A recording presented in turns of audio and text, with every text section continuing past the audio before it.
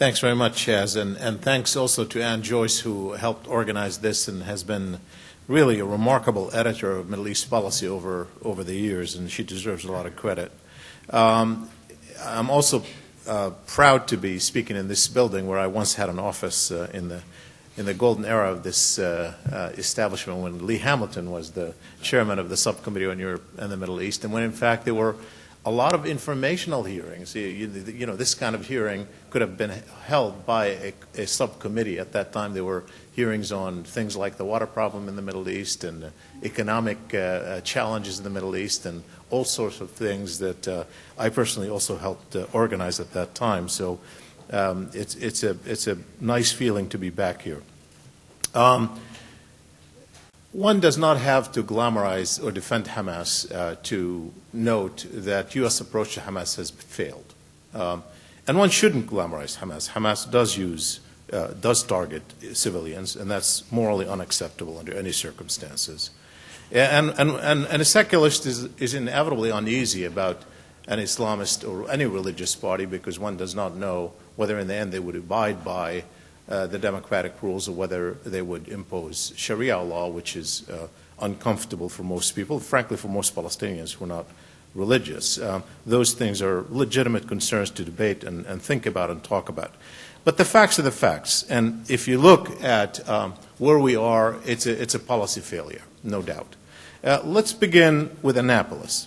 When Annapolis was held last November, the theory behind it was, after the Hamas takeover of Gaza, that this is a way to bolster the moderates in the Middle East, to show that moderation and peace pays, and that militancy does not. And so in some ways to make it more difficult for Hamas and make it and reward the moderates who would be negotiating, open up a new peace process with the government of President Mahmoud Abbas to show that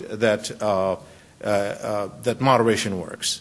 Well, we know the results, obviously, and particularly because there's no significant peace move, but we can look at the public opinion polls as they have shown over the past really year and a half, I would say. And here I want to say that I am going to be releasing the 2008 public opinion polls in 6 Arab nations. It's a very significant poll of 4,000 people on a lot of issues, not only on the Arab-Israeli issue, but on Iraq, Iran, attitudes toward the U.S., global issues, regional issues, very complex.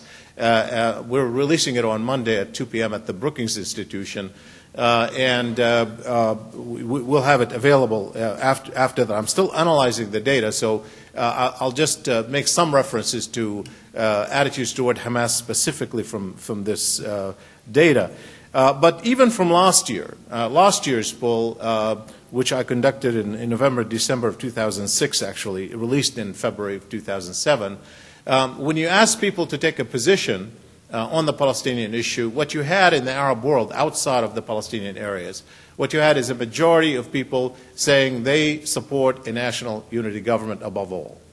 But of those who didn't support a national unity government, who took sides with Hamas and Fatah, by a wide margin, they supported Hamas over Fatah at that time. What we see in the results, and I don't have the final results, but I did look at them to say with confidence that this year you have something very similar, where of those people who take sides between Hamas and Fatah, more people take Hamas's side over Fatah's side in Arab public opinion. And this is confirmed by my two recent trips to the Middle East, including just a couple of weeks ago in Saudi Arabia, in terms of how I was reading public opinion. And when I say public opinion, I should say that governments obviously have taken different positions. We're talking here about public opinions. Governments, particularly those that are friendly with the U.S., certainly don't want to see Hamas win. They're threatened by it. And some of them want to deal with it because of reality, but they don't want to see it have an advantage. So it's a complicated picture in relation to them. But public opinion, there's no question, if we're looking at weakening Hamas in public opinion and showing that moderation pays, that's certainly not the outcome that we have in public opinion across the Arab world, at least in the 6 countries that I've surveyed, which include Saudi Arabia, Egypt, Morocco, the United Arab Emirates, Jordan, and Lebanon. Now, why, might you ask? And let me give you 4 reasons, a context for Arab public opinion. The first is really not so much about Hamas and Fatah. If you recall that the Palestinian elections were held in the context of the American advocacy of democracy. This was the issue. The United States said, in fact, some of the justification for the Iraq War was spreading democracy in the Middle East, and clearly it was very high in the articulated agenda of American foreign policy, spreading democracy in the Middle East. By the way, the Arab public, in every poll that I've conducted since 2003, the Arab public never believed that, never believed that democracy is a real objective of American foreign policy.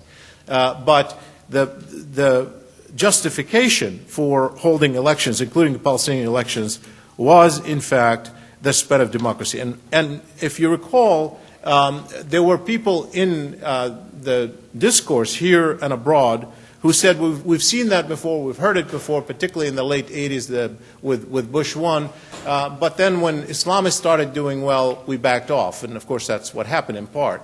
And President Bush said, no, we will not this time back off. We will let democracy play itself out.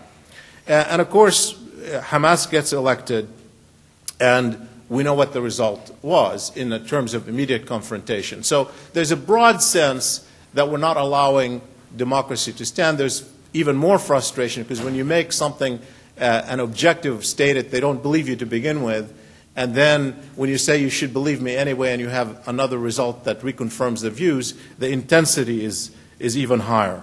The second, I think in all of the polls that we have, Arab public opinion, by the way, based on the last year's poll and this year's poll, a majority of Arab public opinion is prepared for a two-state solution based on the 1967 border.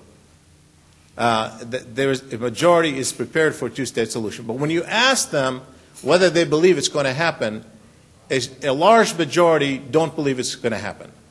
So in essence, they want it, but they don't believe it. It's very similar actually to the Palestinian-Israeli kind of attitudes, where you have a majority of people who want a two-state, but they don't think it's going to happen. That's why you can be pro-peace and support militancy. Support militancy because that's the instrument by which you're going to make the other do what they otherwise don't want to do because you don't believe they're going to do it. And that's true in Arab public opinion, confirmed in the last 2 polls. You have those 2 trends that explain it. And the third is there's no confidence in American foreign policy. When you look at the public opinion, 70% say they have absolutely no confidence in the United States of America. So anything that is associated with the U.S. Is not, people don't have faith. So if you ask them to have faith in peace process, they obviously don't have faith in agreements because of previous behavior, but they don't have confidence in American policy, in American diplomacy, and that's showing. And even worse than that, when you ask them, name the 2 biggest threats to you personally, the vast majority name Israel and the U.S. Iran does not get that big a share. It gets something like 10%. But the U.S. is named by over 80% of people as one of the 2 biggest threats to them. So the public opinion sees the U.S. as a threat. And it's very hard to see how you can have confidence in foreign policy when you see the U.S. as a threat. For all these reasons, clearly the policy is not working. Now, what's on the table now? And I just want to say 2 things to finish. First, I think the choice is not between talking to Hamas and not talking to Hamas. I think that's a procedural issue. That's a procedural issue. I think the choice, the problem isn't whether you talk to someone or not. You can have somebody else talk to someone. It's whether you find an accommodation for them in your paradigm, whether you can see a place for them down the road, whether you set up to test them in a way that makes them party to a package. And I think the problem in American foreign policy has been that there was no such place. In essence, policy really since the election of